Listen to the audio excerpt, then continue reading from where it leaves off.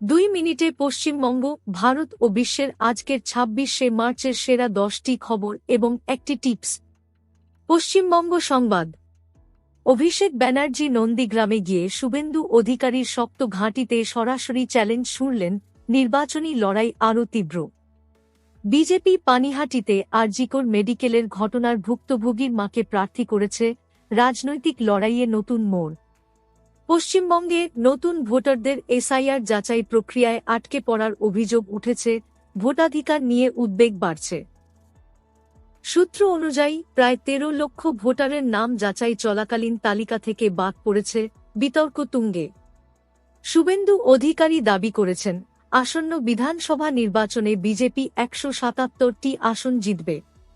ভারত ও বিশ্বের সংবাদ। অখিলেশ যাদব বলেছেন, মূল্যবৃদ্ধি ও বেকারত্ব ইস্যুতে ব্যর্থ হয়ে সরকার শুধু প্রচারের ওপর নির্ভর করছে।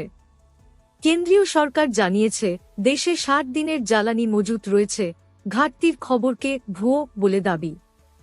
বেসামরিক বিমান চলাচল অধিদপ্তর এয়ার ইন্ডিয়াকে ভুল বিমান ব্যবহারের ঘটনায় সংশোধনমূলক ব্যবস্থা নিতে বলেছে।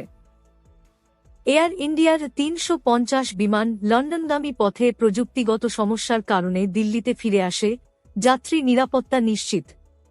ট্রান্সজেন্ডার পার্সন সংশোধনী বিলের বিরুদ্ধে বিভিন্ন সংগঠনের প্রতিবাদ, অধিকার রক্ষার দাবি জোরালো। আজকের টিপস। যদি জন্মকুণ্ডলিতে বুধ গ্রহ দুর্বল থাকে, তাহলে সমস্যা, মনোযোগের অভাব, সিদ্ধান্ত নিতে অসুবিধা, ব্যবসায় ক্ষতি, যোগাযোগে ভুল। সমাধান: বুধবার উপবাস বা সবুজ রঙের পোশাক পরা, গরিবদের সবুজ ডাল বা সবজি দান করা ও বুধায় নমঃ মন্ত্র জপ করা। পান্না রত্ন ধারণ, বিশেষজ্ঞের পরামর্শ নিয়ে।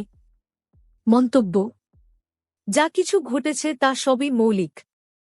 আমাদের লক্ষ্য হল সবাই ব্যস্ত থাকুক, তাই মাত্র 2 মিনিট সময় নিয়ে আমাদের খবর দেখুন, প্রতিদিন নিয়মিত সময়ে নতুন টিপস সহ। আপনি প্রতিদিন রবিবার ছাড়া রাত 7 থেকে 8 পর্যন্ত এই খবরটি পাবেন।